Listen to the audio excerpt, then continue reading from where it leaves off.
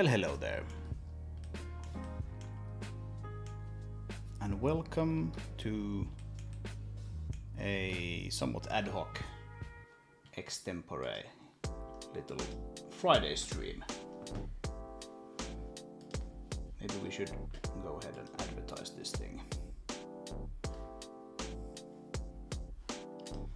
So I'm gonna spend a couple of hours doing some asset creation here, and you're welcome to tag along. Let's see. How do I get my link? There we go.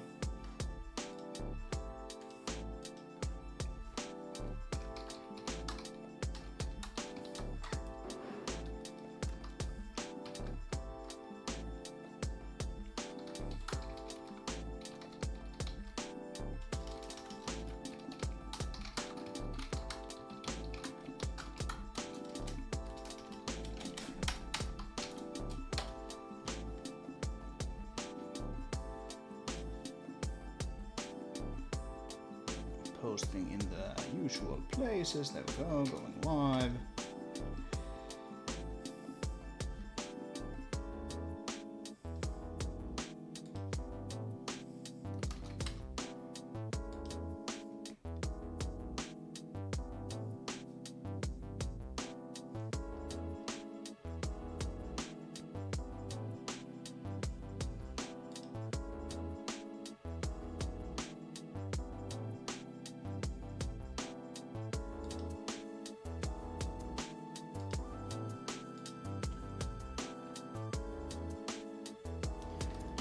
Yeah, let's go with that.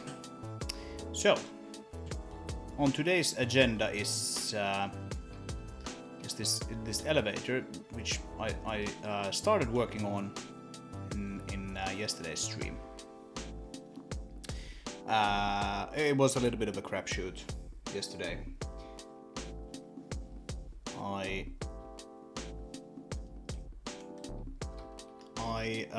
kind of got it working, but the modeling especially was sort of, I didn't have my Blender brain on clearly. So basically I modeled this thing, which you can see is sort of like similar to what we have here now. So we're talking about this gray thing here, this actual sort of car, and this is what we had. But this thing here was well, there were numerous problems and didn't really kind of take off the way that I wanted it to. So I basically threw all of that away and restarted this model. You can see that it's still very much in progress. But I have a better feeling about this. Also, one thing that what really was tricky yesterday was the collisions. So I did a little bit of Blender scripting to make that part of the process easier. So now I can actually design these collision volumes like this in Blender, and then I can run a little script that I wrote, and it basically exports the data in the format that the game engine expects, which is much nicer. There's still a little bit of manual copying data around, but it's much nicer to do it that way. But we'll get to that when we get to it. Let's work a little bit more on the chassis here. So you can see that I basically just have this like fourth of the whole car here in edit mode, and then I have a mirror modifier which just mirrors it along two axes, so it is symmetrical at least on this part of the process. And at some point we'll combine these, and then I can start adding some small details here that kind of break up the symmetry. But that's kind of the idea. So we have this sort of thing here. This overall, this car needs to be sort of large enough so that we can fit this mother vehicle inside of it. So if we play this,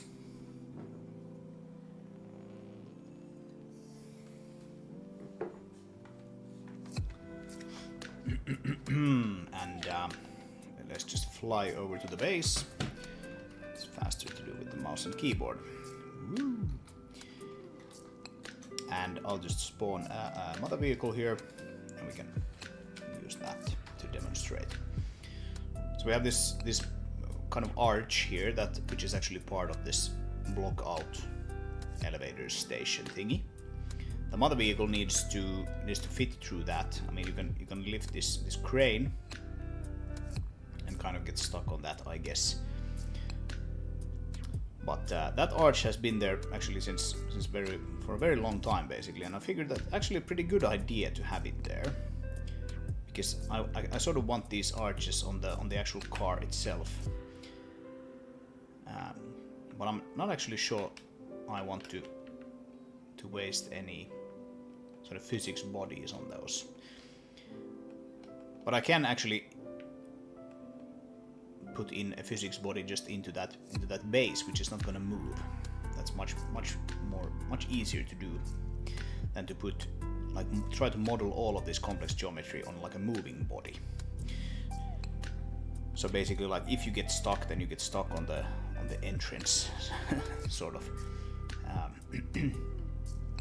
and you realize that okay, I have to like lower the crane or whatever before you get into the thing. And yeah, where we basically left last time is we have this move elevator up and move elevator down. So it closes like the ramp there, so you can't accidentally fall out, and then it starts rising. So like to make this somewhat believable, there would need to be like a ramp on the other side as well. I haven't put that in yet, but I need to do that at some point. But you can actually see from the blender the collisions. That's the old chassis. This is the new one. You can see that we actually only have like an opening on one side, because the level actually ends when you reach the top. But like from a visual perspective, it's nice to have it there. Oh hey Loris, welcome back.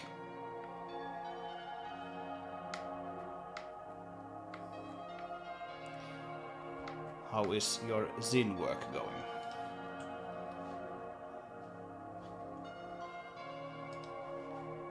I'm gonna lower the music a little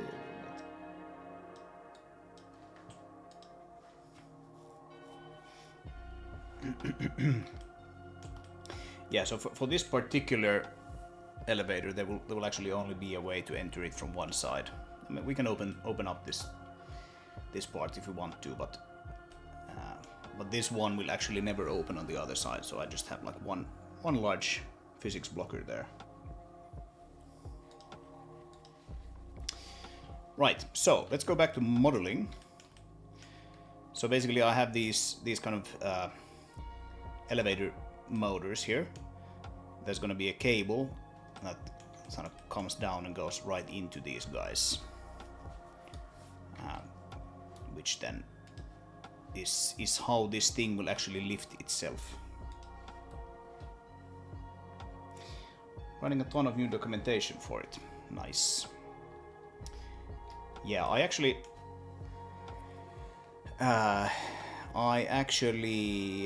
use Hugo to generate the Madrigal Games website, and it's okay. It works all right. Not sure how Hugo sort of compares to Zin on the sort of like on the way you actually use it, but I'm not like a super big fan of the Hugo templating language and all of that. Plus my actually like site template is just like a big mess right now. So I've been sort of thinking about other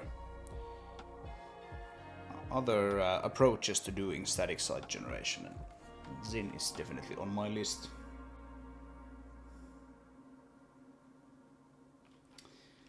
After its release, it will be complete enough to give users a reasonable idea. Cool. That's definitely something I will check out to see if it sort of gels with me better than Hugo does. Hugo gets the thing done, but it's not something I like actively look forward to actually using. Right. So I was thinking we would have these kind of arches that go up above and then come down on the other side, and then probably something that goes along the car as well.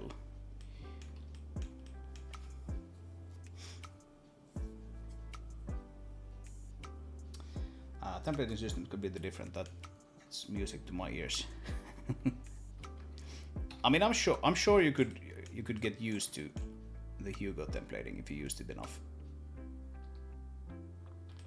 I'm just like, well, I've done very little web development overall compared to like most developers, I'm sure. Yeah.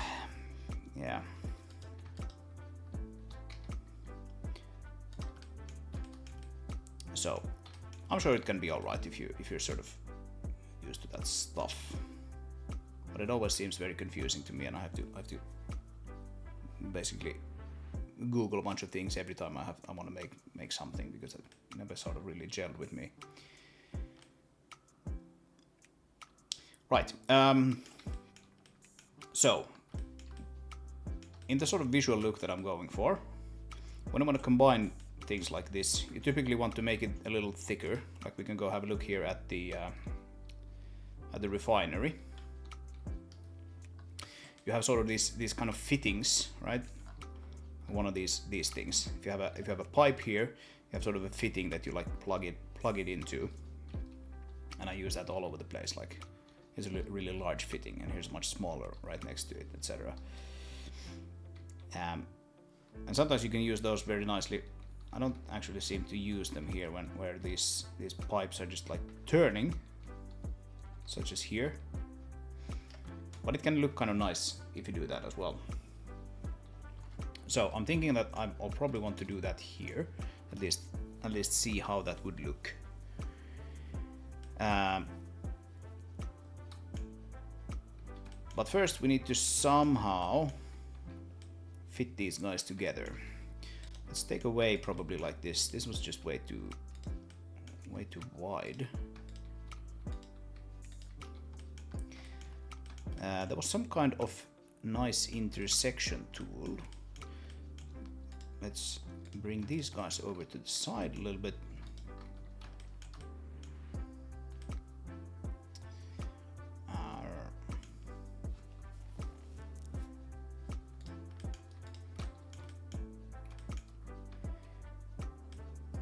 So let's see if I can remember how this actually works. I think you need to select basically. Oh, but they need to be different objects, right? Don't they? Pretty sure they do. You have to separate this out into its own object, and you can see that it also gets its own mirror thing. Let's take that away. I want to take it away specifically from that one. And then we take those two. Then we can do like intersect with like a knife. Knife intersection. How was this actually done? Maybe they actually don't need to be in the same. Let's see.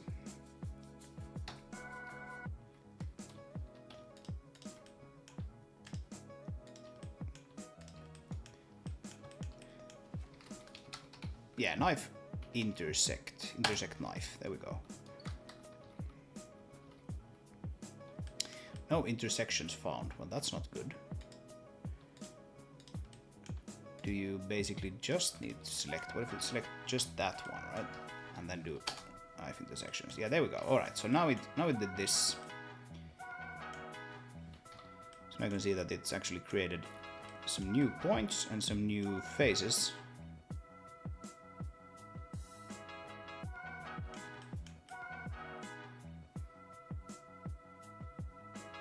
Do Do I really want that though?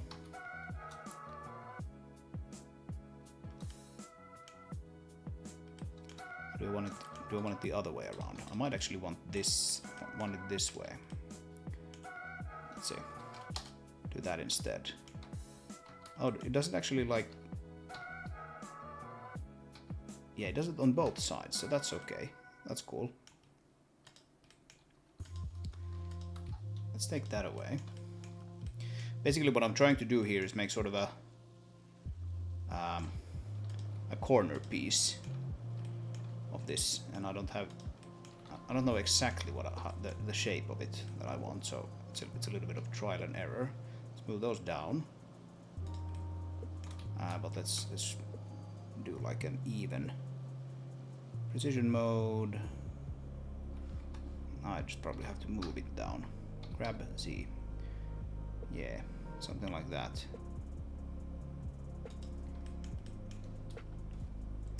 And then basically I'm going to extrude this, not X. All right.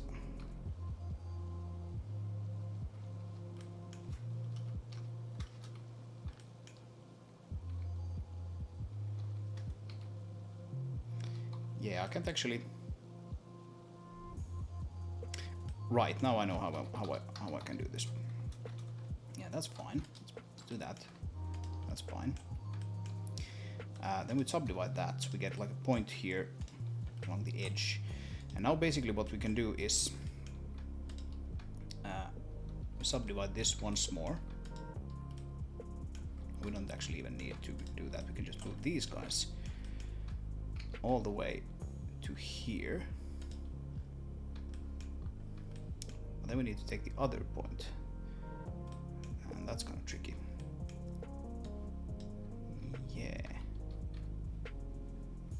Yeah, that's the wrong point that I have selected now. Oh man.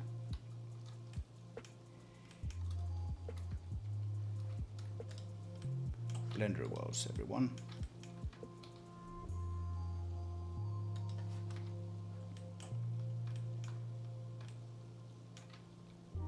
I don't accept not having this work though.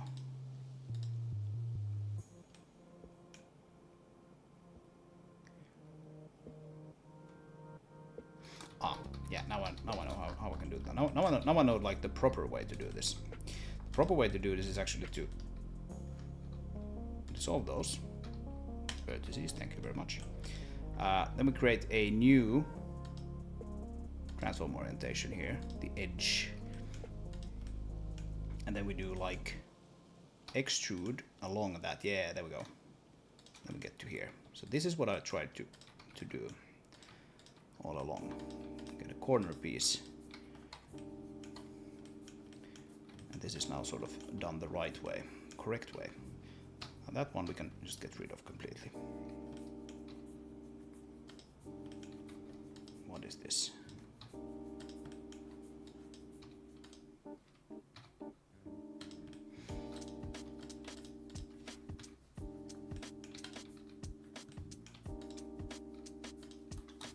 Oh, not that. Faces. There we go. Right, so now we have corner piece, and this one we can then make nicer any way we want, really. So basically, if we have like, let's do a loop cut and put it like over there, roughly.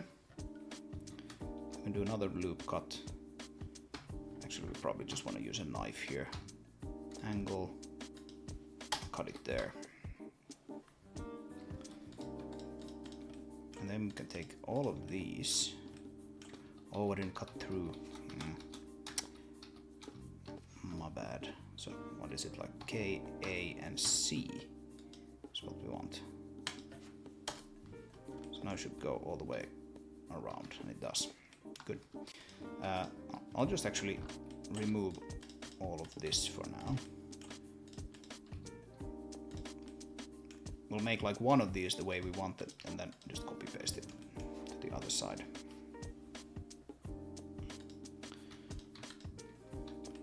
So we want that all the way around. Yes, we have it. Good. And then move it. All right, now we need to go back to global, at least for the time being. Now we can just take all of the faces from over there.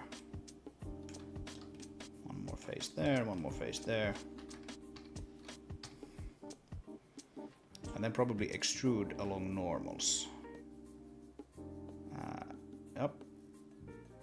It's looking wonky though, but we should be able to do it with like an even offset.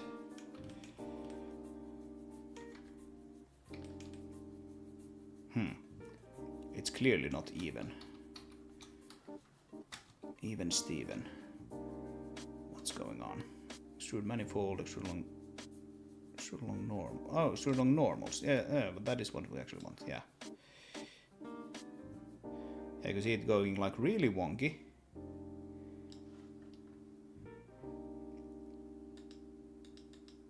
Yeah, but that doesn't make it even. How annoying. Okay, well, in that case. Hey Tutu. Yeah.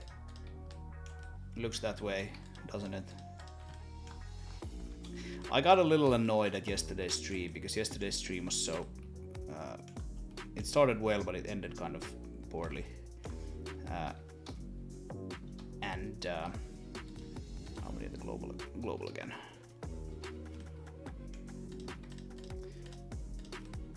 So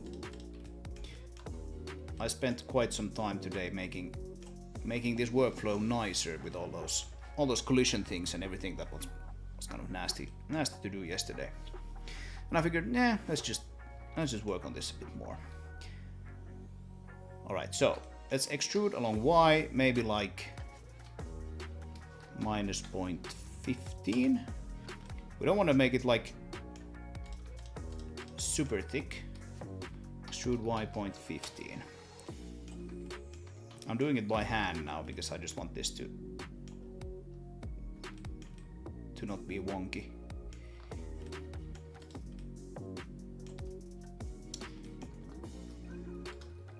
That's the thing. I want it to not be wonky.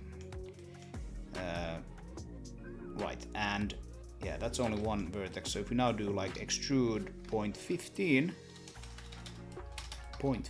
thank you.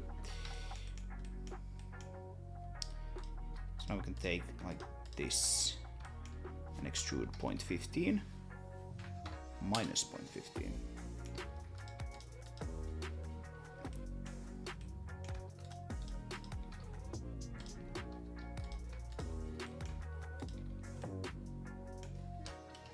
And you can see that it is wonky. Wonk town. Right, it's wonky because that one is like, that one needs to be basically a bit longer to reach all the way to that one. That doesn't matter. We'll just fix it. X.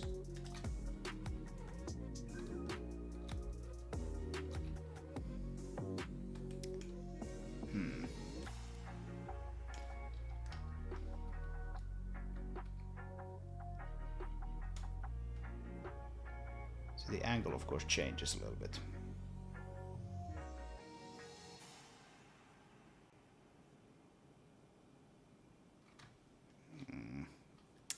Yeah, I can snap it to that, but then it's no longer,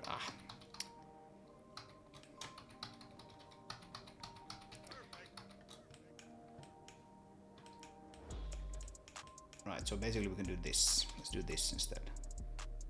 Put one of those there. Put another one around there. Extrude 0.15.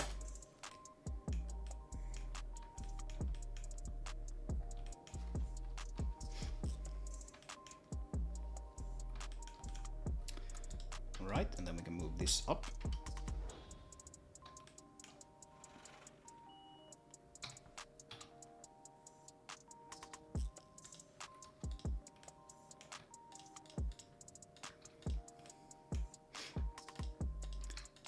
Yeah, if any of you watching are like doing professional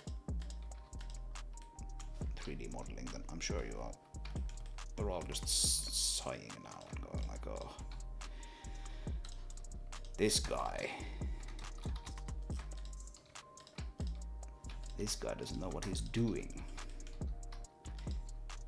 And you'd be right, you'd be correct. That is, however, what I wanted to achieve. This kind of piece.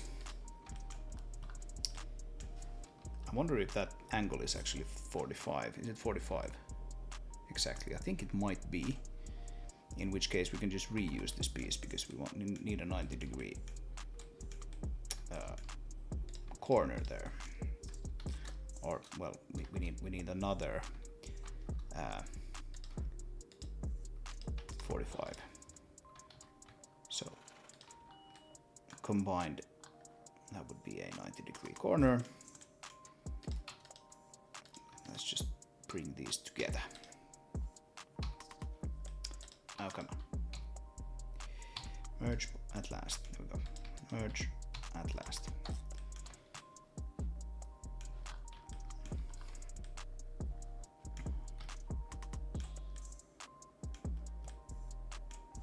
Yep. All right. So what I like to do is just flip between the game engine and Blender as often as I can, really, and just look at how these things look in the renderer.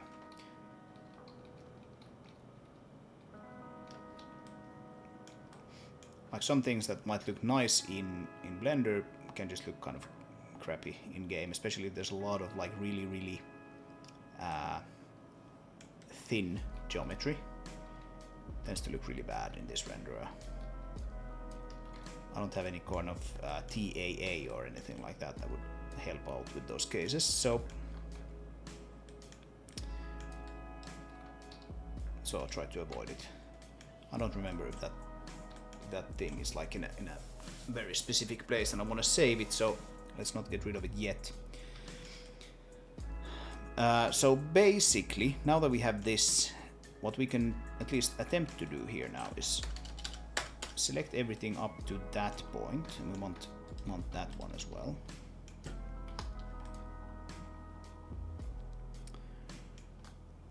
Yep, that's it. And then we duplicate that, and we don't want to move it along the Y. We can duplicate it and not move along Y, move it up there, rotate along Y or around Y, and yeah, so that corner was indeed 45 degrees, and I think I'll move it down to roughly where that other piece was, and then we can move it, yeah, right about there. So let's bring this down.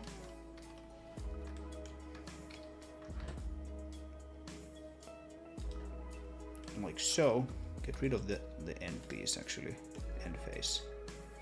We don't have an end face there, so that's good. And then we just hook those guys together. Snap it there. Oh, look at that.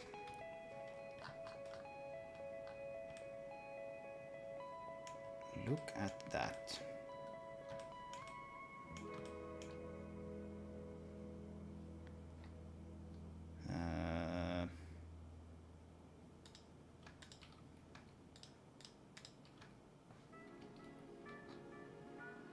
Yeah, we can move it like this.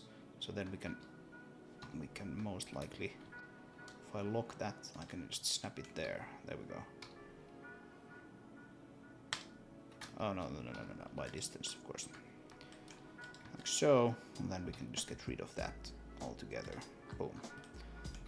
There we go. Right, so that was the kind of, this is the kind of effect that I was going for. And yeah, I could extrude it sort of this way as well, so that it would be extruded along all sides. Now it's just the 3, like the sides and below.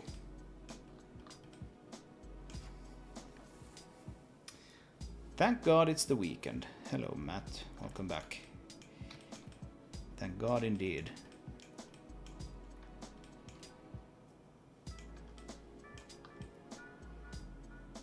TGIF and all of that.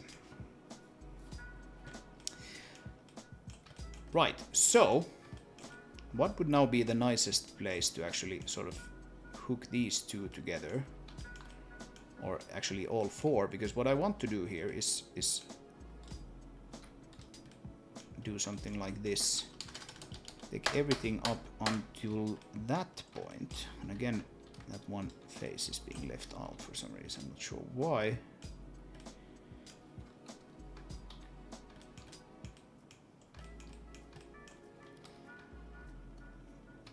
Let's duplicate this and snap it to that one, and then just merge by distance. So now we have these four supports here. I can probably just get rid of that, so bye bye.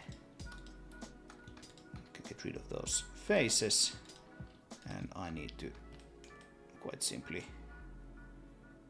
grab this thing and put it at 0.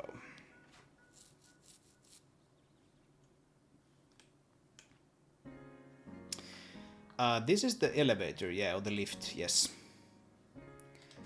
Yeah, in the lore of the game, it is called the lift station. It's basically this thing here. In the lore of the game, this is a lift station, and it is basically an elevator. But I guess like lift and elevator, they're basically the same things, right? They're just like one is like American English and another is British English or something like that.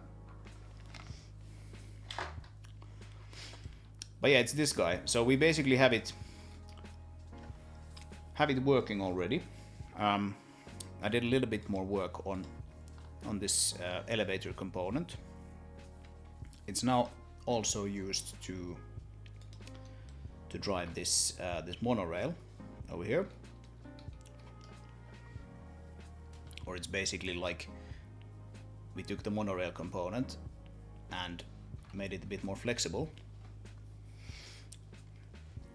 So so this monorail now is technically driven by an elevator. You can see here info. So it's using a means.elevator car component.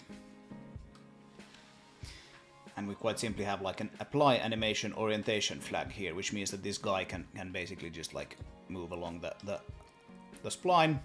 If you don't have that checked, it's gonna move like this, like without affecting the orientation. But that of course is only something that we want for this elevator, because it's not supposed to like tilt. But now you can make an elevator that kind of moves sort of along a path, which is kind of nice. Maybe I'll get to use that in the game at some point. But yeah, so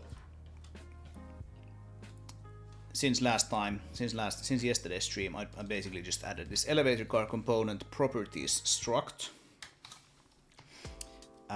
This is a blueprint properties struct, so through the magic of Zig comp time, we fill in one of these guys and assign it to this optional pointer here. And we basically load the JSON that's passed to it. And that JSON is now given here to the elevator car component, so you can set like the ramp size, where the ramp is, the rotation axis of it, all of that. Because this elevator car has the ramp on, well, technically it has ramps on both sides, but we're really only interested in this one. While the monorail car has the ramp on the side, actually.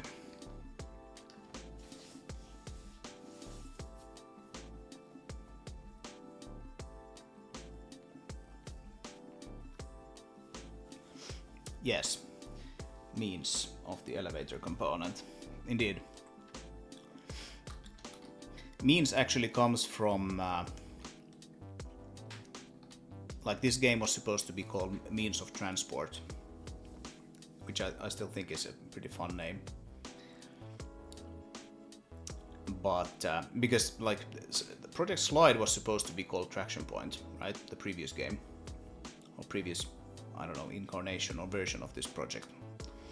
That was supposed to be called Traction Point, and then I kind of decided that that thing was a little too big for me, at least right now, and so I started Means, which was supposed to be called Means of Transport.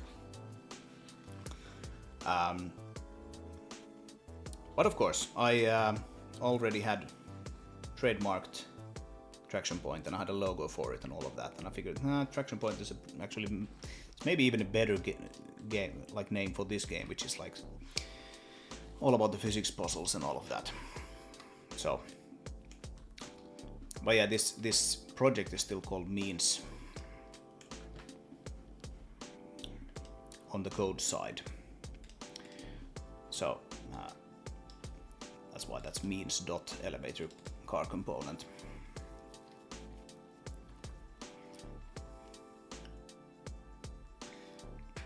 Means of Transport sounds like a city builder transport manager game. It does, yeah.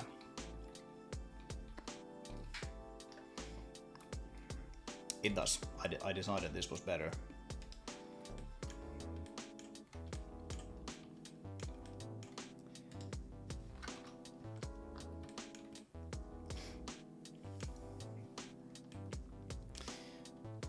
So I think I think it was the right call.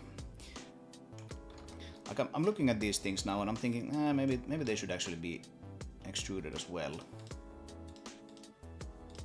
Shouldn't be super tricky to do. Let's have a look. Extrude 0.15. 0.15, thank you.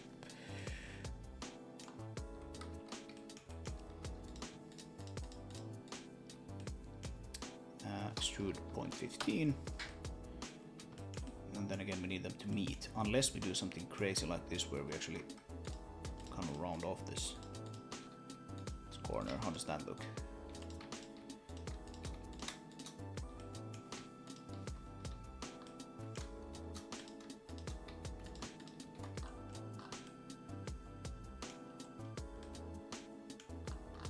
Yeah, that's alright. It's maybe a little unnecessary.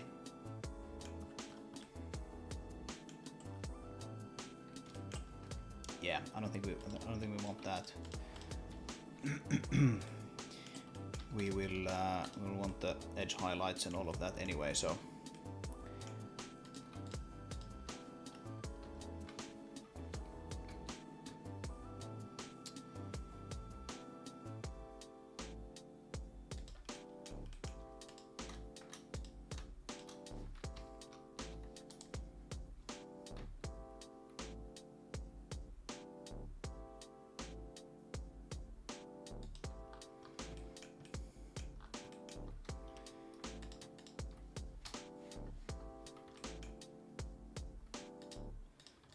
I could intersect these guys, but I kind of don't feel like doing it, so I'm just doing it by hand.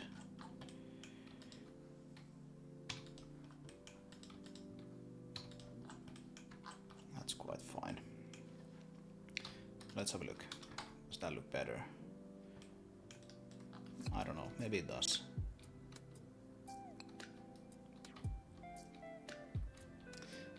Kind of looks like modules being sort of plugged into each other, which is, I guess, the idea. So maybe that's nicer. This thing is like way too complex, though. Let's simplify it a little bit. I'll join those together. Join those together. Let's see. Yeah, this thing needs to be folded into that one. For sure. And then that one probably needs to be folded into that one.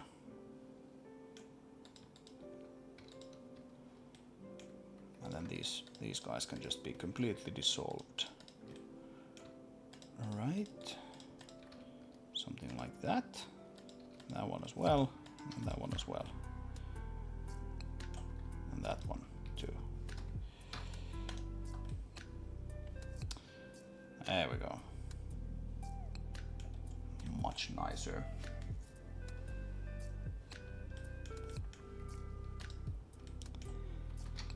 It looks easy when I model.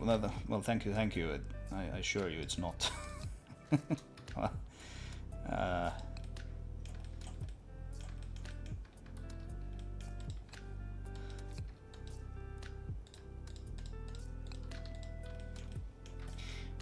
Well, I guess I know this kind of very sort of manual low poly modeling somewhat well these days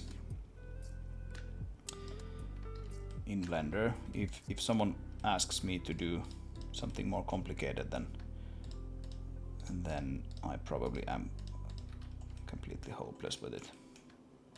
Well, I did say earlier that I used to do a fair bit of sculpting, and that's true, I did. Not sure I really remember all the best practices of that though, but I'm sure I could be reacquainted with that thing if I really needed to.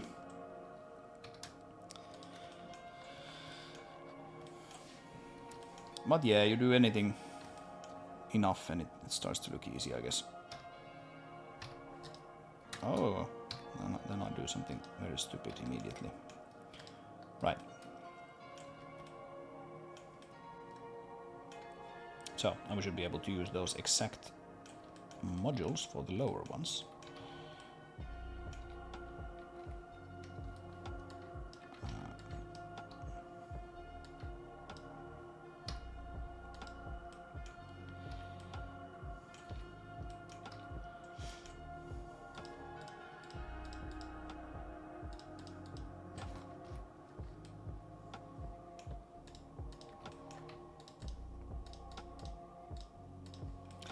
But I'm sort of painfully aware that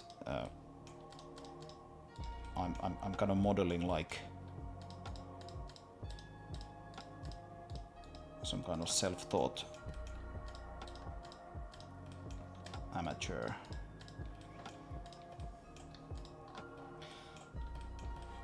Like I'm not the world's best programmer by any means, but I kind of know how to do programming in the games industry.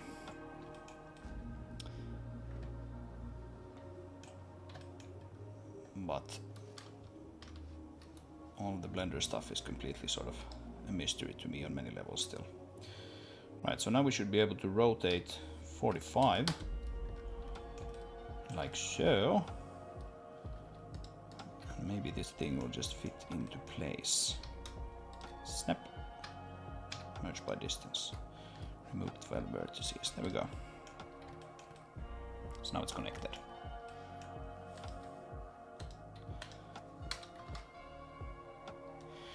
Yeah, I think this looks better. It's kind of sort of more sort of consistent with the art style. I need to remodel this what do you call this elevator shaft, I guess. I do like these crisscrossing beams here because of the sun shadows that they sort of, when this thing moves upwards, let's turn off the selection boxes for a bit. When this sort of moves upwards, you have these shadows moving across it. I think that looks cool. It's not something I really planned for, but I realized yesterday that hey, that's nice.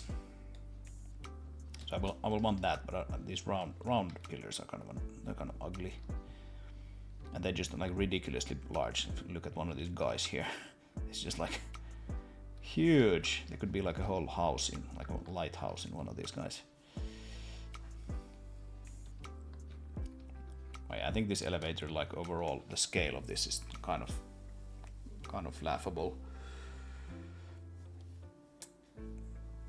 But it's because we need it to carry the whole mother vehicle. Looks like the lift for a mine shaft. Yeah, this whole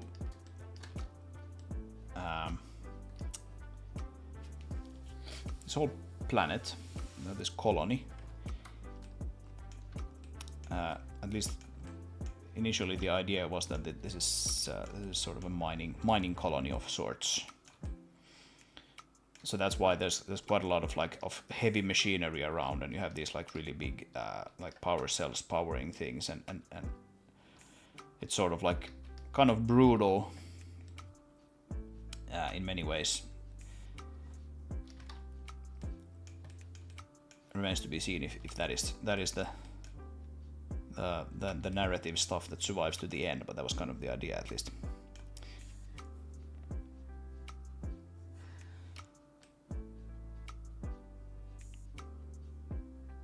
Right, let's try to make some fun connection pieces for these supports that are supposed to run this way. Which way do we want to? Where do we want to actually put them?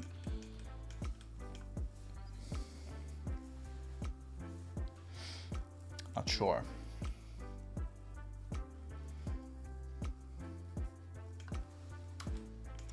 Yeah, maybe we'll do like something like this. Let's do like 2 edge loops. Put them. Yeah, they can actually be there. That should make it like even across the whole thing when we mirror it. So that's fine. And then we'll extrude it. So we'll extrude this upwards. We'll extrude that downwards.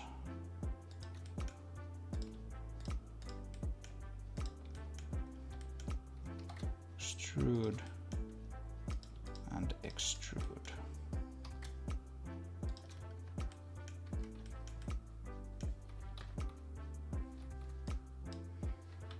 And then we'll do all of those. And no, actually, I want to take these edges. I think there's like a hot button or something for that, but I don't remember it anymore.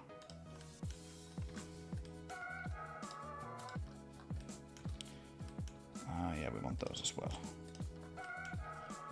Yep, and then scale X. Just move it, make it shorter, a bit wider. Just doing this by eye, like so. And now we can do another. Actually, yeah, let's do edge loops there. And how wide should they actually be? Maybe we can do it like this. This could be an interesting way to do it. Take like a piece of this beam here, duplicate it, and rotate it 90 degrees.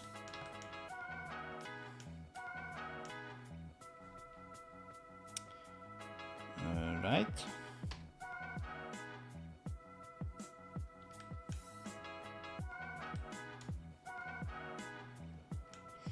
Actually, no.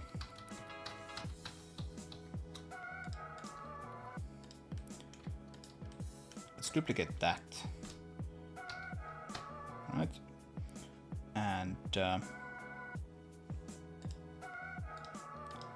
now that we have it duplicated, I'm going to hide this. So we have just this one. Move that down to there. Move that up to there. Oh, 1 second. I have to take a phone.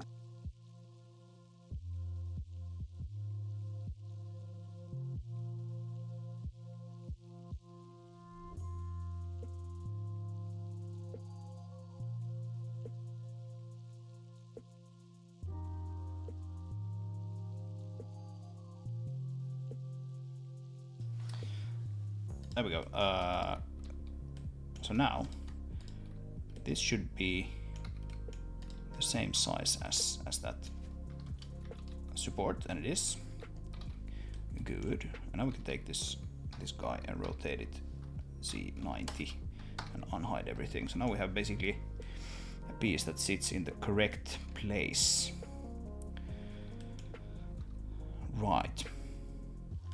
And then I'll actually, what I'll do is I'll just completely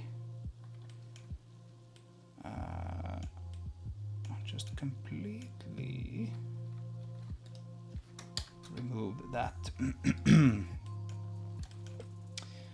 Like that. Oh Jesus. Sorry, I'm losing my voice here.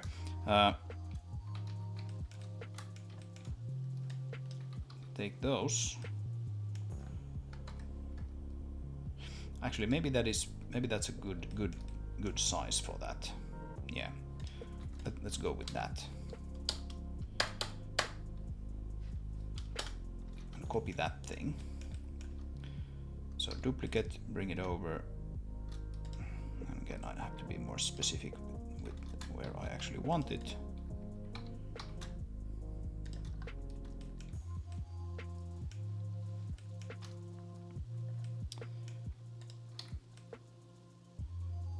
Yeah, I think that's fine.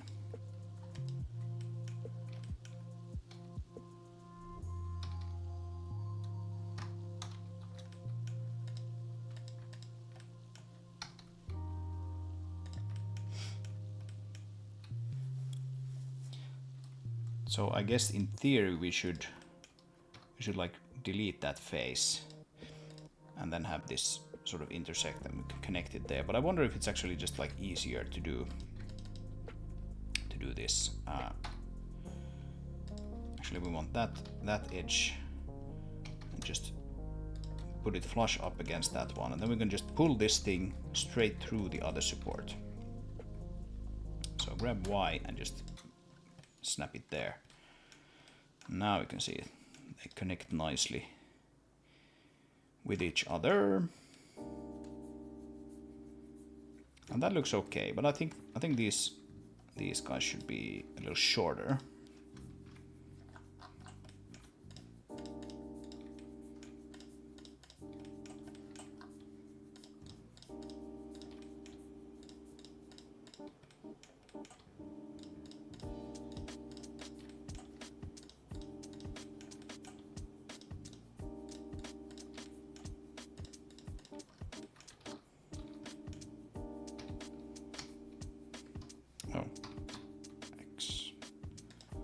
So, yeah, I think that looks better.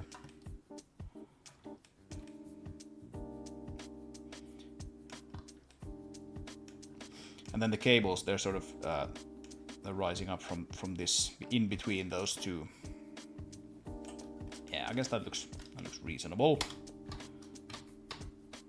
I guess that looks reasonable.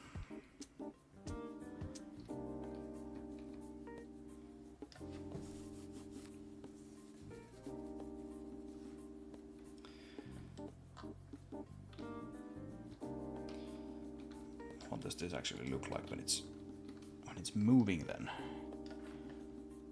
You can get rid of that. Yeah. I think the cables will probably add a lot. Now it's just kind of levitating here in the air. And then of course where those cables are actually fastened, they need to be kind of reflected in this top side.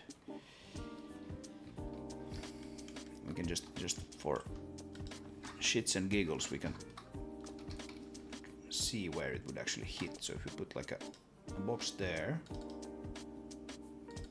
cylinder 25 maybe, and then height is like 100.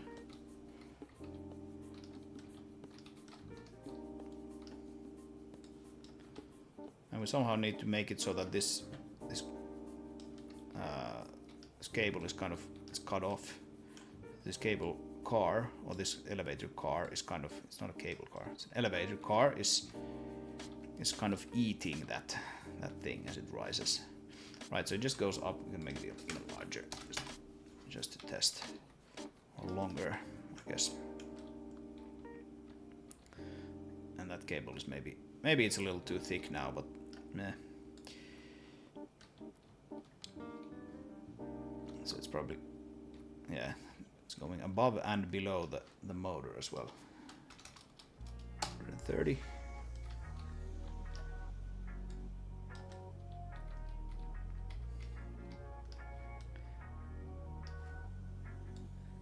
See, this is the nice thing with like Blender controls. Blender controls you can, which I at least thought it was a very weird way to move things. Like you select something like this, and then you like hit G, and then you can just move it. And if you want to move it straight up and down, you just hit Z, and then it's kind of connected or locked to that. The nice thing is that you can then just be looking at some completely other place, and you can go like G, Z, and then you can kind of start moving it from off screen. And this is very handy in these cases. Like now I need to sort of see where that thing is hitting the motor, but my gizmo is up there, so I need to go like, no, a little bit down, and then look down. And then like, no, a little bit more. So I would need to have some sort of hotkey or something, right, to make that possible. Anyway, yeah, something like that. It's gonna work. Maybe like 15.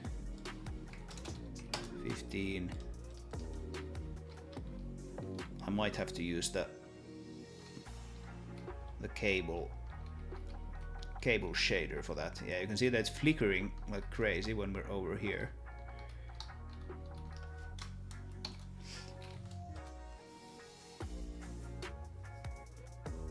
You could attach those mother vehicle magnet ropes there for shits and giggles. Yeah. Problem with that, with the cargo crane rope, is that if there's enough physical force, it's just starts behaving very, very poorly.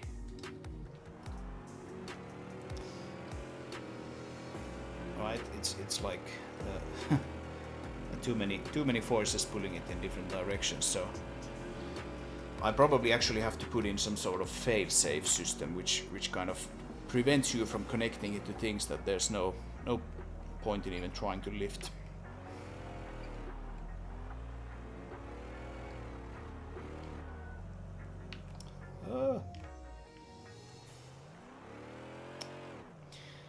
No, there will be four. There will be four cables. There might actually even be more than 4. Right, like here you can see the difference between using. Let's move the camera actually. Move the camera actually a bit further. You can see the difference between a dedicated cable shader and just a regular shader. You see this cable here that's just like a cylinder. When I move the camera, it's just flickering and behaving like crazy because the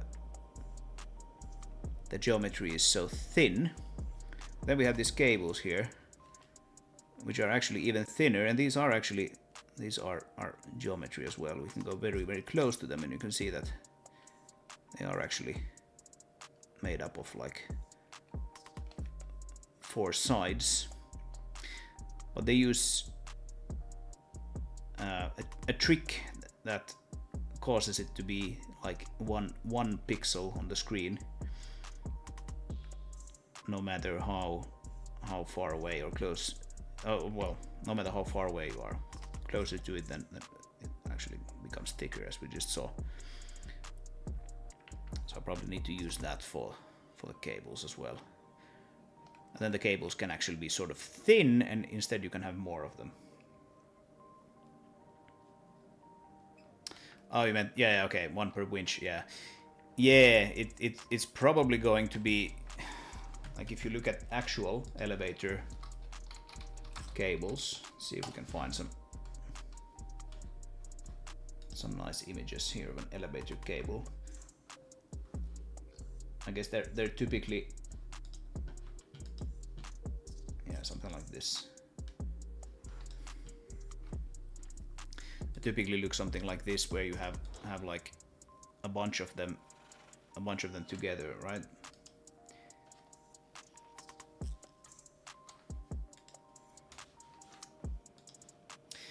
There's no alpha coverage business. No, it's just a shader trick. Yeah, alpha to coverage is like it's a specific blend mode, sort of. This is just a shader, which causes it to essentially be thicker the further you are, further away from it you are. You can, there's like a formula which you can see that you can ever so slightly see it. I don't know how YouTube compression is gonna treat this thing, but if you're very far away from the cable, you can still see it. It stays like 1 pixel. Same thing with these towers here, where there's just two cables. They don't really flicker at all. And then it modulates the color instead, making it essentially more transparent, actually, when you get further away. So they're not like a super dark. Like if you get really close to one of these guys, you can see that it becomes essentially completely black. Well, grayish, but still.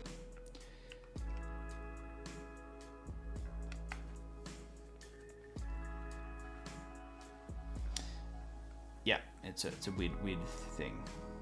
So you can't just use it on anything. Like it really needs to be a sort of elongated shape, because you need to make it wider. But using that, we could essentially have, you know, like 5 or 6 of those cables sort of in a row like that, if we really wanted to. That should be fine.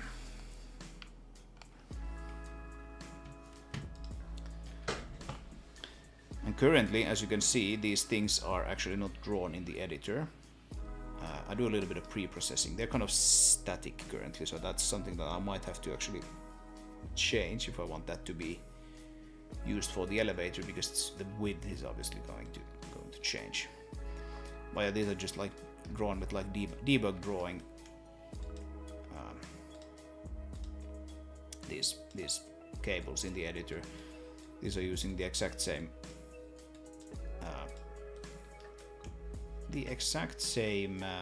shape, sorry, curve path that we used to do the path for the elevator yesterday.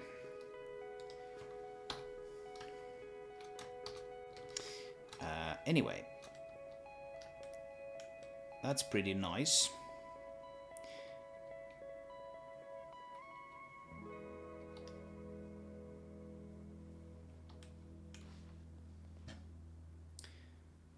That's pretty nice. So maybe I should do the collisions now, and we can have sort of have a look at how this thing actually kind of behaves.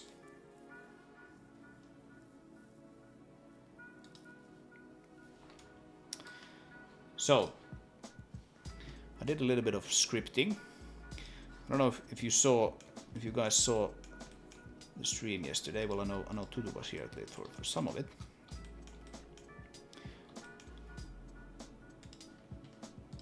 But if we're looking at the elevator car here in this blueprint editor, it's kind of a mess. I can turn on the meshes again, and there we go. So you can see that they don't match currently, and it was sort of a hassle to do this. Hey, Lukas, or Wukash, I'm sorry. Welcome back.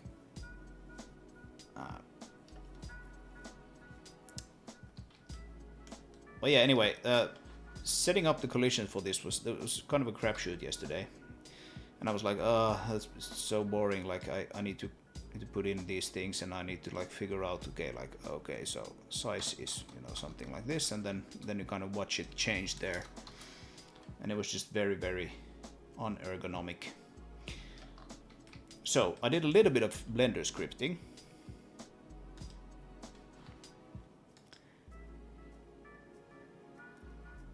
Let's see if I can find my Blender script.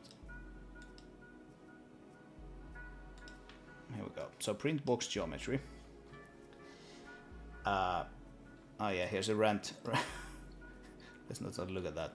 There's a rant there when I got angry about Blender rotations.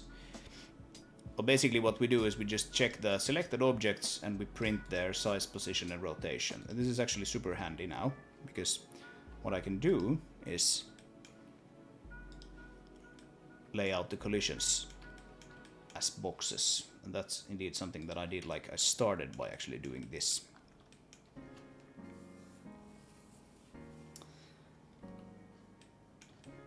And now what I can do is this. Let's get a system window going here. Oh, syntax error. Yeah, there's some like Blender internal stuff. Just put that off to the side. So we can do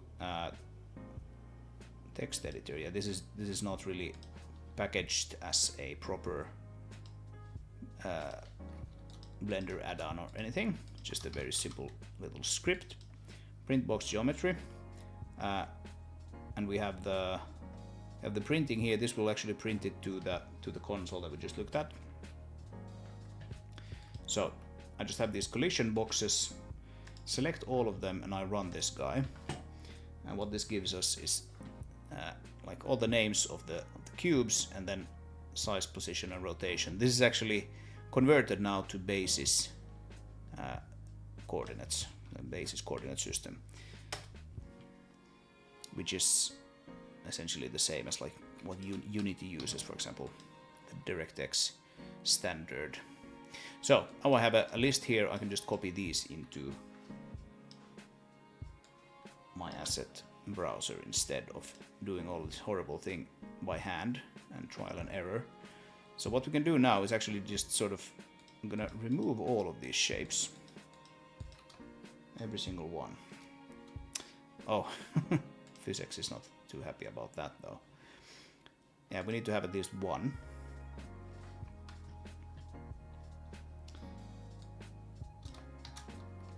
So for example, the first box size is quite simply that.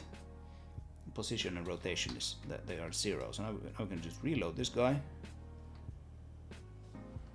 And you can see that, okay, that creates the first box for us. It's kind of tricky to see here, but there's a very slight slope going down to the ramp. Is it easier to see on this side? It's very difficult to see actually, both of them. But you can see it in Blender. It looks like this, and in the model it looks. Oh, have I actually?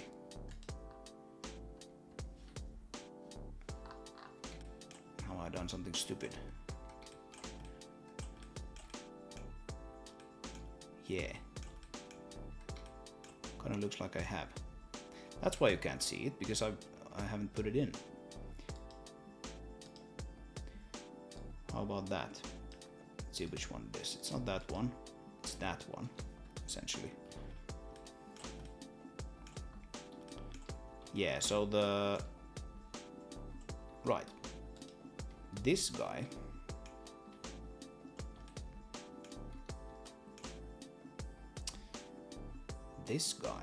is supposed to be lowered a little bit.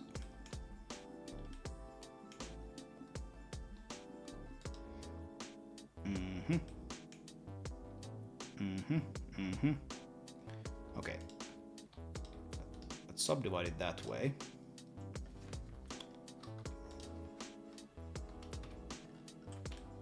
Like so. And then, how do we do this? Let's actually get rid of those faces and then triangulate that one.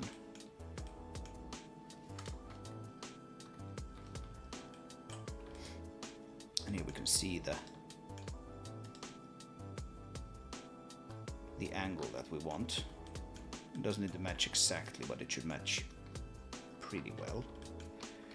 So let's just bring that down. Yeah, like so.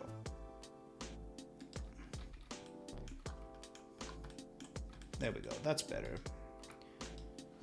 I can hide that one, and I just need to fill in this last face here, like so.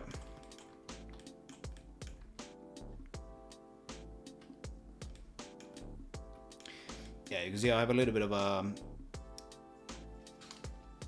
pit there for for the ramp sort of bottom to like fit into. Not sure if that is going to be the like exact way we want that done, but something like that. This looks kind of strange though. It does seem to be completely correct, but is it perhaps just because why is there a difference in lighting along that edge? There really shouldn't be. Is it because we are doing something funky with now? Face orientation is correct as well.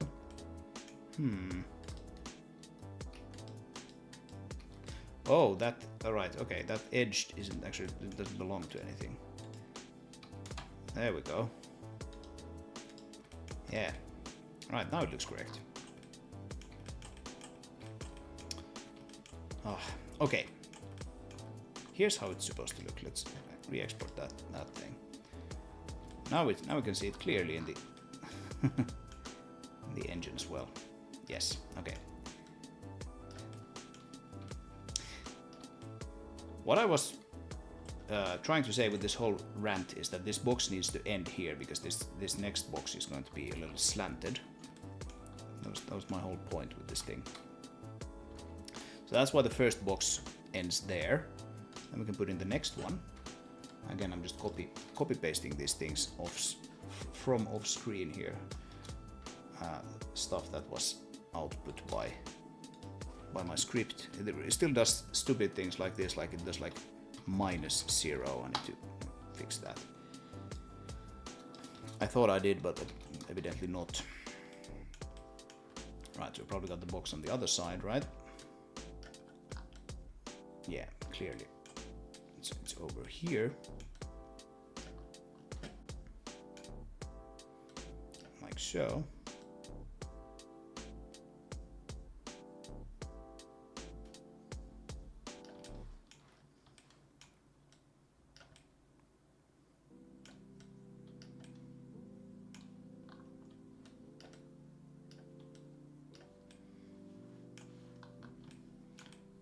This visualizer is a little difficult to use here. It's not really meant for objects that are this large.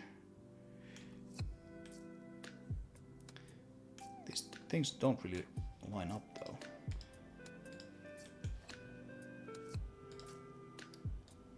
Let's look at this again. Let's get like that and hide all the other ones. Right, so it claims that those things add up or line up kind of nicely. What about this side? It claims that too.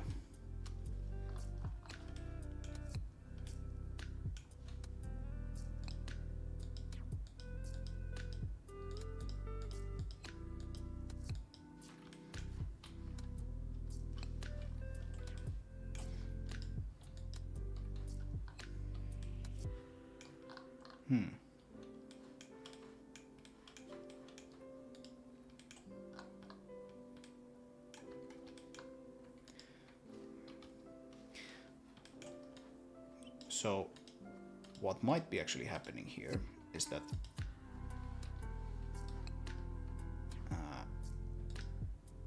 if this thing is not, the center is not exactly at the center, we're using median center. Yeah, bound center would be something different probably.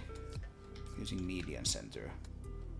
Especially for like rotated boxes, this center, whatever we treat as the center of the box, might be kind of difficult to get to line up with what the physics engine expects. But yeah, regardless, that is quite accurate enough, I would say. So we'll see. As usual, you get these things just almost completely untested. Next box.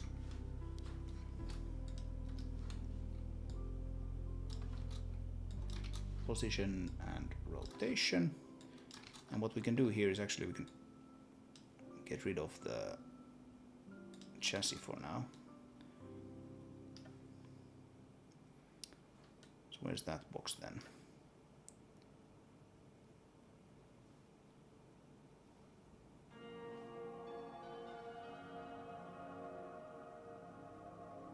180.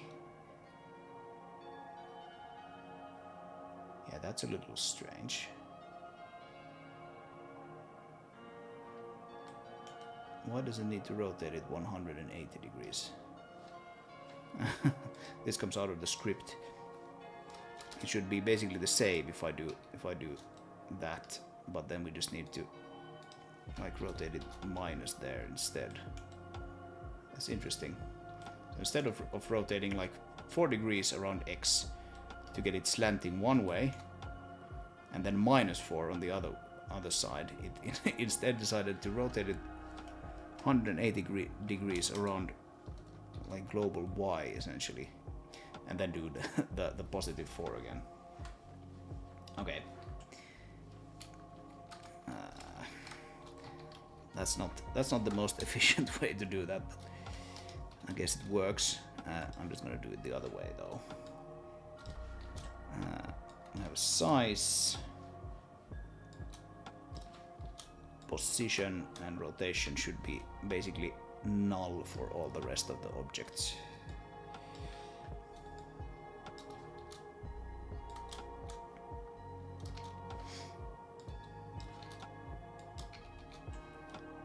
Yep, that looks good.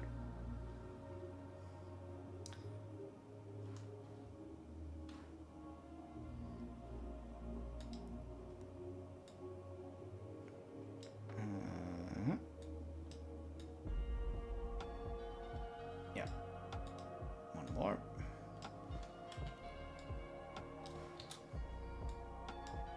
Oh, this is jumping around a little strangely. So now we can see the sides starting to come in. And this is essentially going to be exactly the same as the previous one, except we're not going to be -19, we're going to be +19, it's going to appear there, yes. Then we'll probably have like the back. And like I mentioned, we're not going to do the back in like a physical sense to match the visuals, because it's never going to open for this particular game object. So we're only going to do the front as an openable ramp, and the other ramp is there just to kind of make it look like it would open when it has reached the top, essentially. And that's minus, and we get those small pieces next to the ramp. And there we go. So I would say a much nicer way of doing collisions. Now we can re-enable the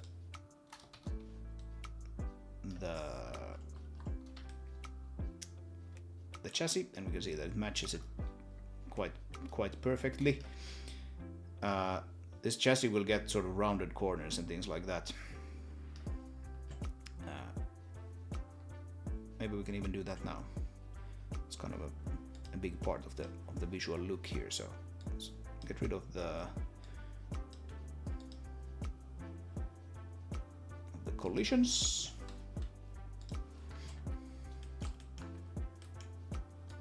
Yeah, Blender scripting to me at least is a little bit of a black art, black magic.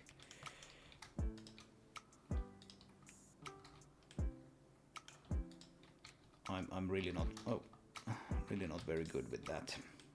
To be honest, I'm not really very good with Python overall. Python is kind of black art to me as well. I think I actually want this to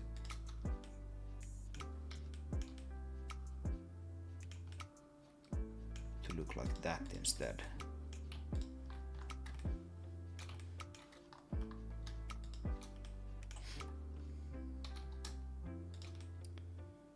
Yeah, that looks better. And now we can bevel this corner here. And it should look reasonably nice.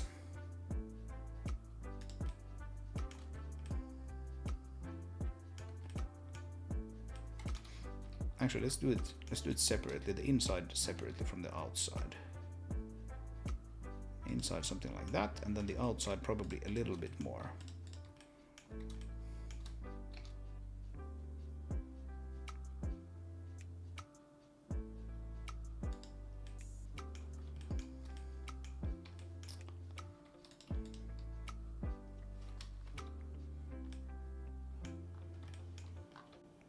now. That is that's an unnecessary edge if I ever saw one.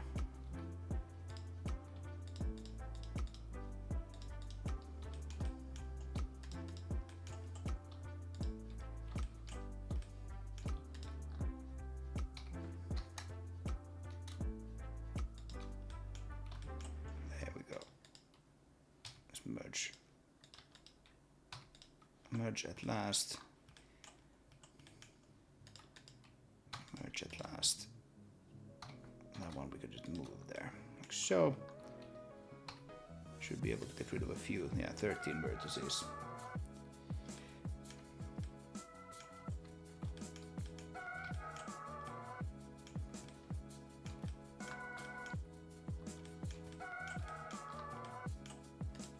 Same thing with this.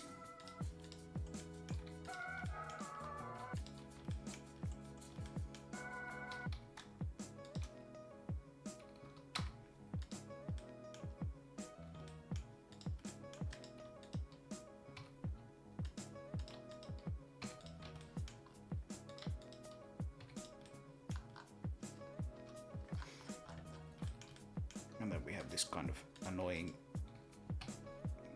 construction here, which we can get rid of. Oh,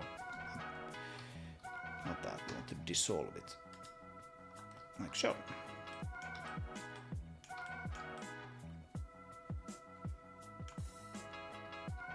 Let's see, do we have any more crap to remove? Apparently not.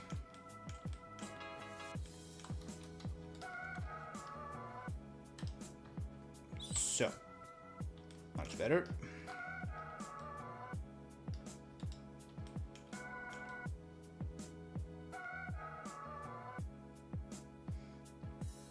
Yep. That's reasonable. Coolio. Let's try this in the game. I don't think I'm gonna keep streaming today very late. It's getting kind of late here already in Finland, so I kind of got done what I wanted to do today. Yeah. So I think I'm gonna end reasonably soon, but let's have a look and see what this feels like now. Now that we have, actually go this way. Then drive to the lift station there. So I got quite a bit done this week, actually. And I even got some work done on the light mapper, so I should be able to light map these new areas reasonably soon.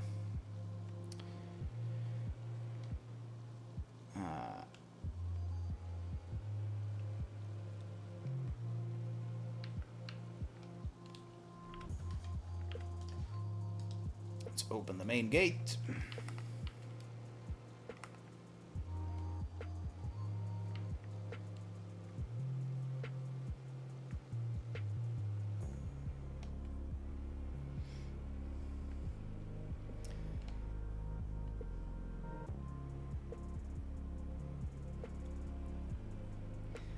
Let's see if I manage to get the correct settings for the ramp. I think the ramp is still a little. Well, basically we need to make a few small changes to this base. That basically the ramp that I'm standing on right now. You can see that it kind of intersects there. Oh no! I even got stuck. That's not good. Oh. Haha, now I know why I got stuck.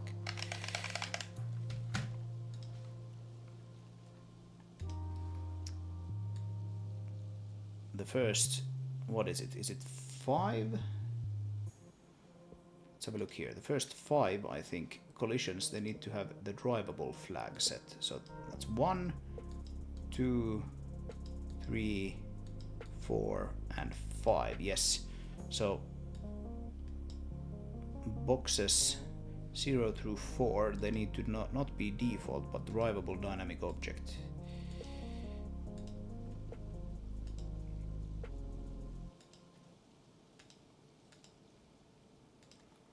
There we go. That should fix it.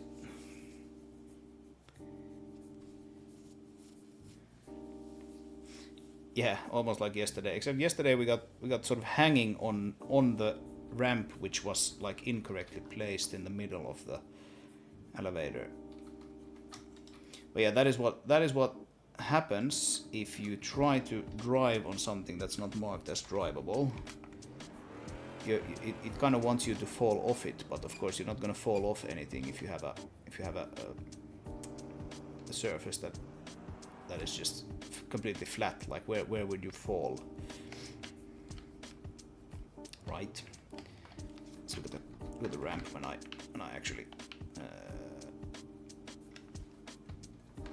start this thing. So move elevator up, because the ramp is actually working now. With a little bit of luck, we actually even have the... Oh, the physics might not actually be correct yet. Let's see. Where's the ramp physics? All right, they're just on the on the other side.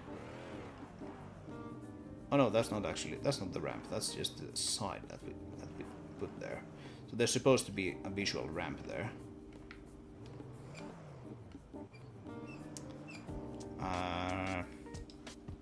Yeah, okay, so we need to figure out the ramp physics still.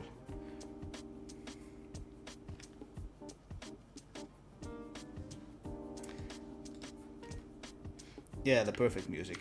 I think it's the same basic music, like royalty-free music thing that we have going right now. So we might hear it today as well. Yeah, camera goes through the motors because there's no collisions there. Might have to look at that.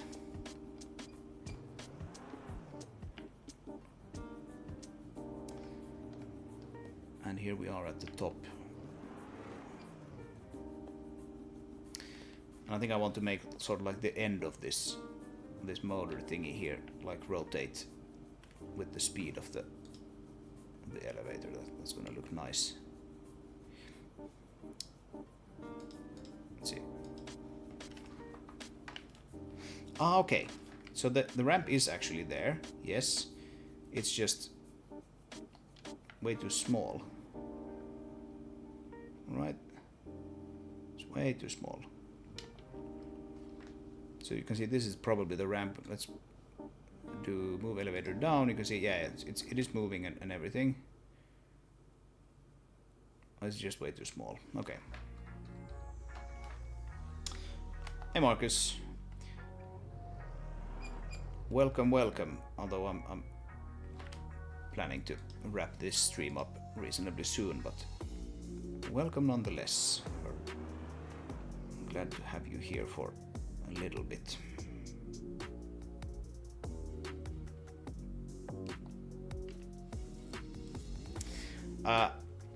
Yeah, I'm thinking I'm gonna make it rotate. There's gonna be sort of like an axle that will run through this and have some like details here on the side, and then just have it probably rotate with like according to the linear velocity of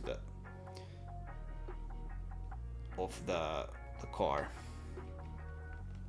So this car is just a normal dynamic object, same as the vehicle. It's just marked as being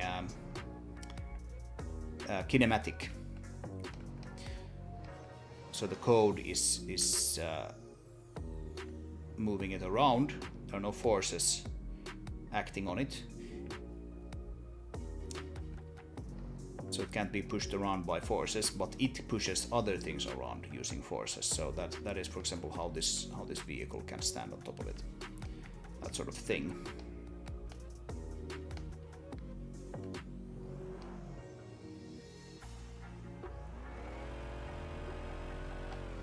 Got here a bit late, busy day. Yeah, this was a pretty short stream. I basically just wanted to finish up the stuff that I did yesterday. We're almost there, but I just have basically one more thing that I want to could do here. Maybe 2. Let's see about putting in that that ramp on the other side. I'm gonna open the visualizer here again. So we should be able to just basically put in another one of these mesh components. Ramp. So let's just put in another mesh. Not a mesh rotator. Mesh rotator is probably what we could use to actually rotate that axle then. But I want like visual only ramp or something. And we can move it up next to that other guy, and then just basically copy that and that. The mesh position needs to be flipped, so minus mesh rotation, probably minus 20. Mesh scale is the same. Yep, so that gives us another ramp here on this side. Rotation is a little weird though.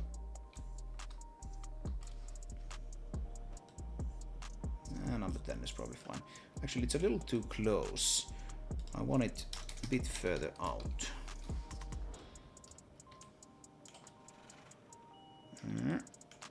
Let's try to get the camera to play nice with us. That's too far. I think that's probably exactly what I want. And then this one can be basically just straight up like that.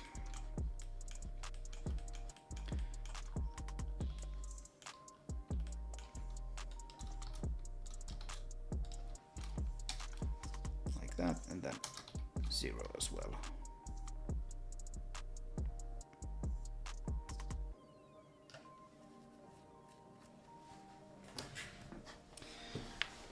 My guess would be to rotate something physically. If you mean like with physics, then probably not. It's just going to be a little visual gimmick.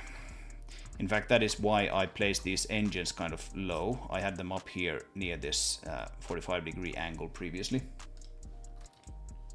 but actually moved them down again so that there's a reason that.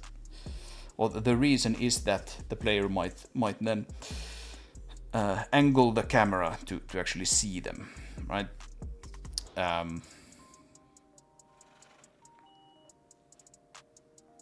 Okay, I think this mesh position here, that should be basically what we want to use as the ramp local position. The ramp size we should hopefully be able to get from Blender. It tells us that the ramp is ridiculously large. It is 30 meters wide. Yeah, 30 is the one that we want, so that's gonna be 30.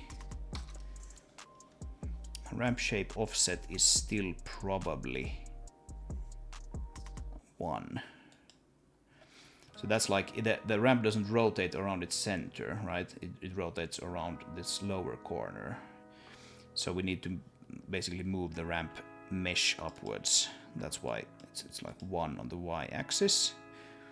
Fully open angle, I think those are probably fine. And ramp rotation axis, that's maybe that's correct. I don't know.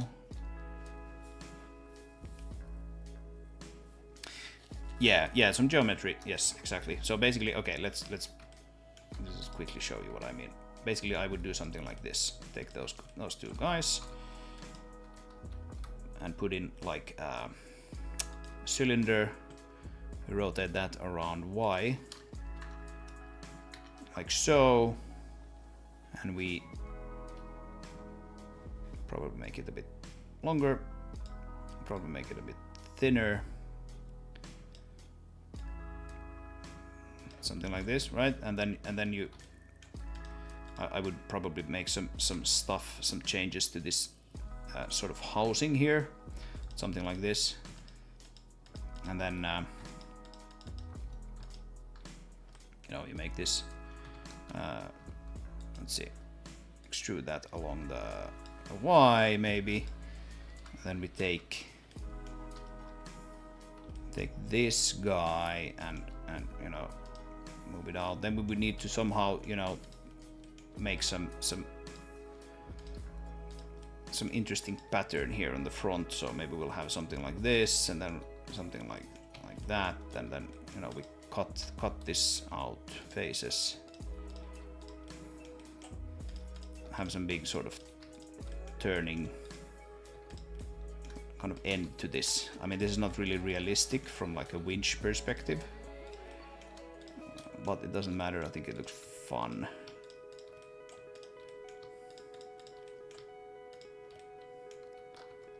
You know, something like that. And then we can take that, and then like as the let's do 3D cursor. Then as the lift ascends, it would, oh come on, just that one, thank you. It would sort of rotate this thing kind of slowly around. Oh, we have the mirror there. Go away. It would rotate this thing sort of slowly around the thing. It's kind of tricky to show here in Blender, but yeah, something like that. Bye-bye. Needs to be figured out. It is a really beefy winch, yes. It's an extremely beefy winch. This is basically like a jet engine, the size of a jet engine. No, if you put a guy standing on top of it, you can see that like it is a pretty pretty large thing.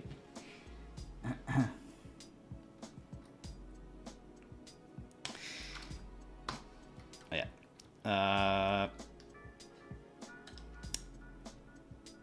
Let's try this. Let's see if I fix that ramp thing there.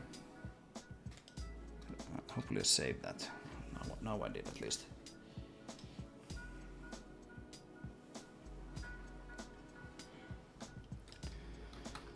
So I'm just gonna fly over there. And the client physics shapes. Move the elevator up. Yeah.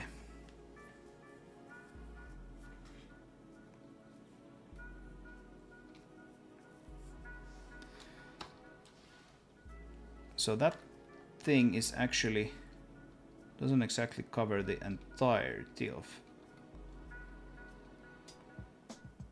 the ramp. You can see the ramp physics ending there. Needs to be like, let's see, probably like 1.5, and that would mean that the offset would then be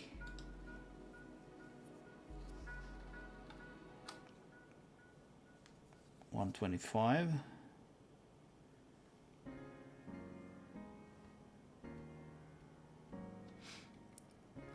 Let's do 130 and see where that takes us.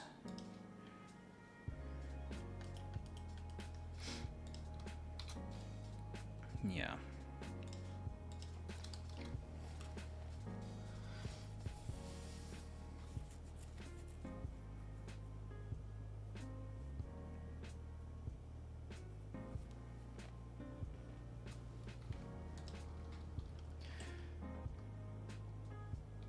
Yeah, I mean this elevator is not necessarily realistic. This whole game is not meant to be realistic. The whole physics simulation is just because physics simulations are fun, not because I'm trying to like really make something that would like seriously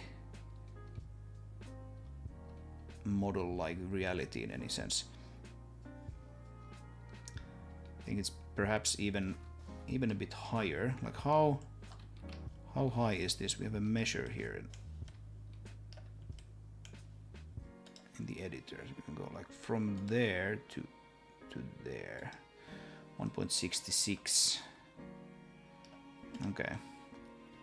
And how long is this guy?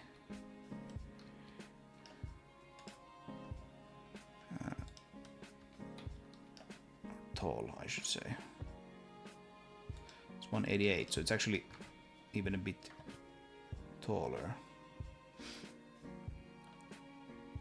Let's do 1.8 and probably like 1.5. Oh no, not that one. Now I'm doing stupid things. The offset is what I want. It's that one. 1.3, yeah. Yeah, that was strange. It actually it normalizes that axis. So it actually didn't do anything, but it would have just been the wrong axis, of course.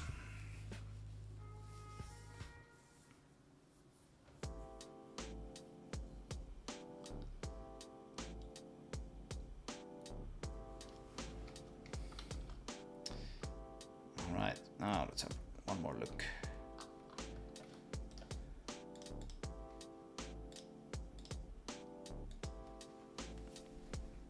Yeah, it's even a little unnecessarily large now. I mean, this stuff is not super important, but 25 maybe.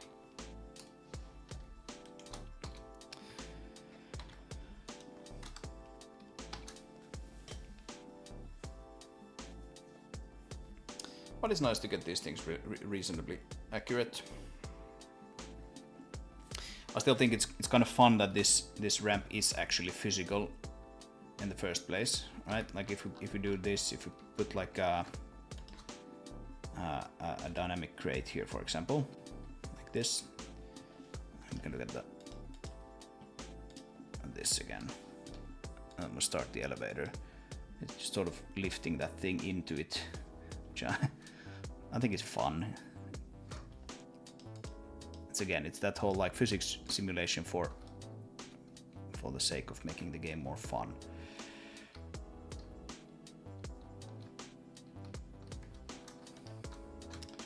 So, Scout. Oh no! Scout is inside the thing. Yeah, I was a bit slow with my placing of it here. Come on. Let's place a Scout and then boom. And we have this poor thing here getting thrown around. Oh, managed to get up.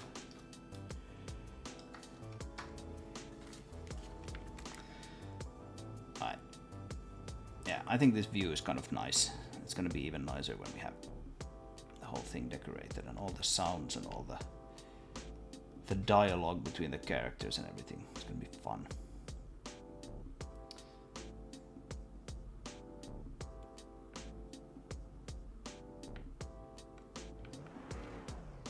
Fun. And now we can't push anything through the ramp anymore.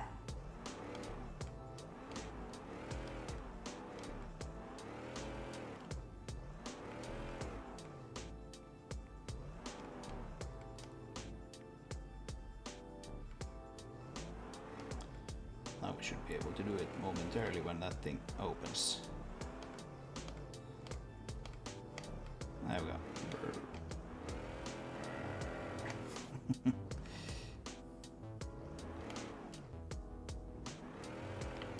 Oh no! I got stuck. Luckily we can close the thing again. Move elevator down. I'm just pushing you in. Yeah, these kinematic objects are just basically like they're kind of like unmovable objects unless they want to move themselves, and if they want to move then they just destroy everything in their path.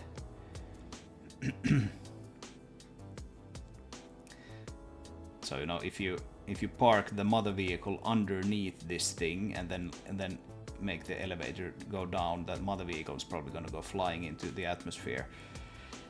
It doesn't matter that it weighs like 10 tons or something. If this thing wants to go down, it will fucking go down, not ask any questions.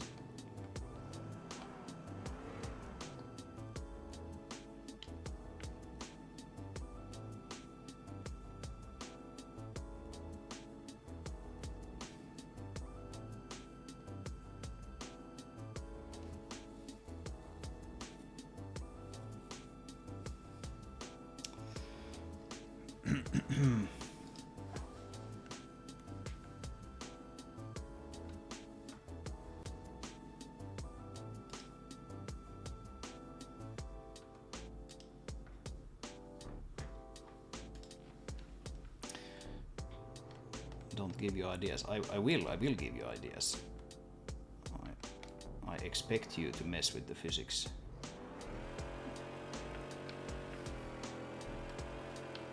Absolutely. I expect you to mess a whole lot with the physics.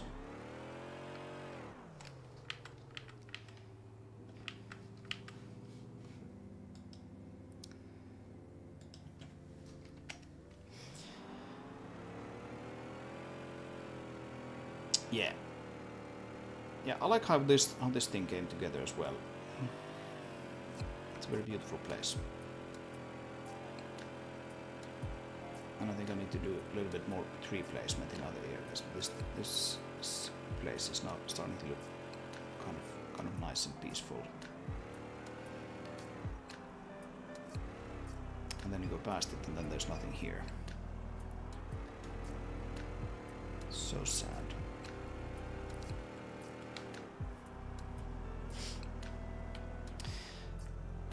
Yeah, I think next week it's gonna be this area, probably first of all. Well, I'm gonna sort of finish my pass on the elevator. That includes probably the shaft as well. The whole sort of structure needs to get. Well, I call them passes. Basically, I do like, okay, so this thing is now like at a reasonable level. Now let's do the rest of the object or building or whatever to the same level of reasonableness.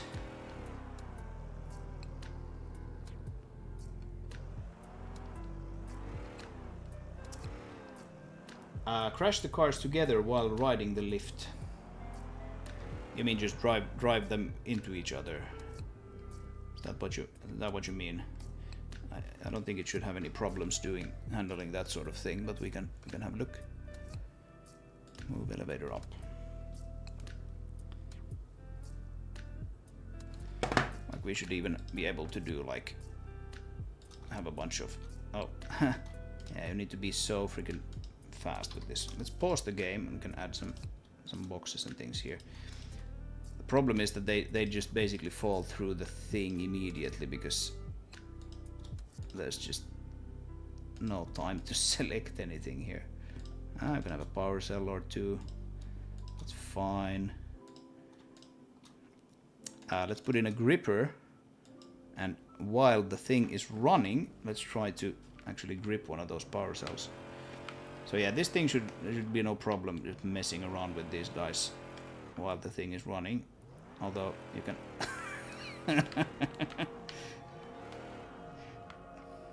Oh no, help me. Yeah, this is where this unstuckifier that I talked about in the previous stream comes into play. I really need to actually. All right, here's an issue. This is not a physics bug. This is just a gameplay bug. When you're inside a big object that is moving, the automatic gearbox bugs out a little bit. It doesn't allow you to switch from forward gear to reverse gear, right? Because it believes you're still actually moving. Yeah, so that just needs to be handled with a little bit of gameplay code. It needs to sort of inherit the transform of the object that you're inside of, right? Yeah, now it's moving slowly enough that I can actually switch between reversing and driving normally. But yeah, that's not a physics bug. It's just a normal code bug. Good old code bug. I don't exactly know what I'm doing here.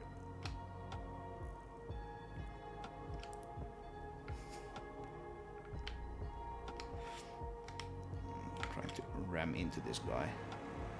There we go. You're welcome.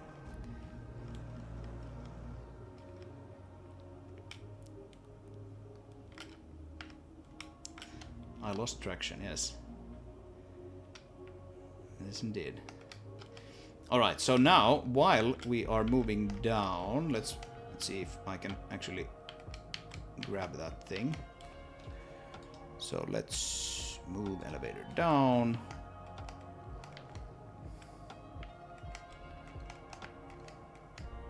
Some of the interactions between physics objects are still a little wonky, as we probably all know. Yeah, it works. You can drive it to the edge here, and oh, yeah, look at this. There's a little bit of something strange going on with, like, that power cell is probably giving like impulses to the gripper, and then it's wonking it out. Bye bye.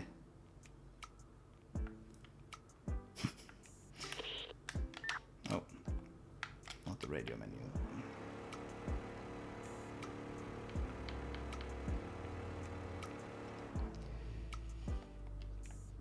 Yeah. I should also probably spend a day or two upgrading to Physics 5. Probably still using the now legacy vehicle model, vehicle SDK. In other words, the vehicle SDK that I am using. There's a new one in Physics 5, which is probably even better, but it's a little bit of, actually probably quite a lot of work to move to that. But I could just move to the new Physics 5 engine overall, because that has a new solver, which is supposed to be more stable than this one. So the nice thing about the basis physics API is that the game actually has no idea that we're using physics at all. So I can have both the Physics 4 and the Physics 5 backend working without, like, at least in theory, I shouldn't have to make any changes to the game at all. Just toggle between the two of them.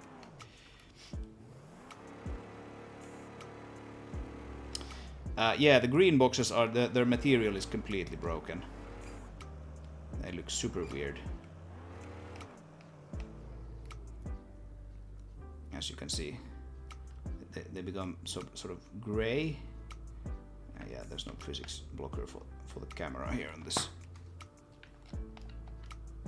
car, so you can just completely see everything through. But yeah, they become sort of gray here, and then when you look at the sides that are in shadow, they're green.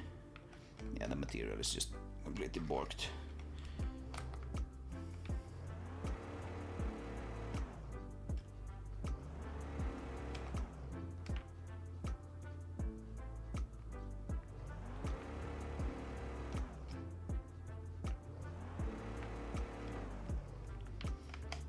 I think they're using some old archaic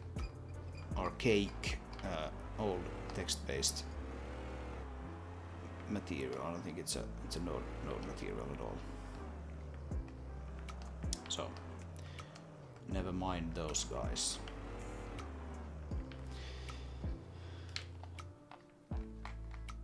All right.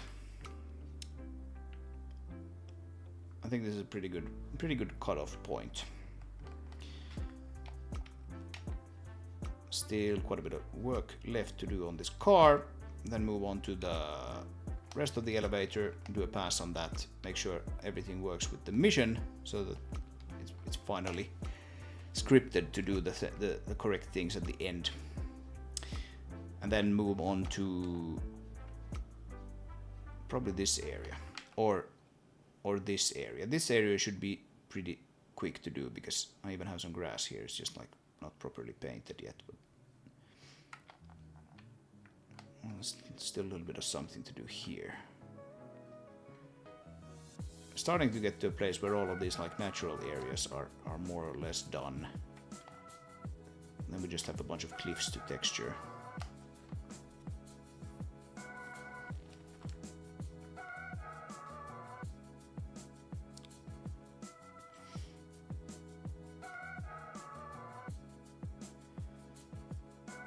Yeah.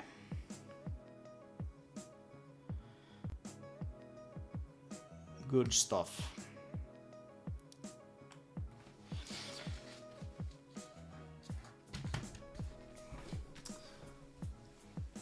Alright guys, thanks for hanging out once again. It was a pleasure. This time around the modeling was a bit more sensible as well. So we'll see. Maybe I'll do another stream because this was sort of a surprise, unplanned surprise little Friday thingy. Maybe I'll do a stream in the during the weekend if I have time. Kind of depends on family stuff, to be honest. But as always, the VODs will be up later, so no worries if you miss that. And have a good weekend and evening and night. Hope to see you next time around. Bye bye.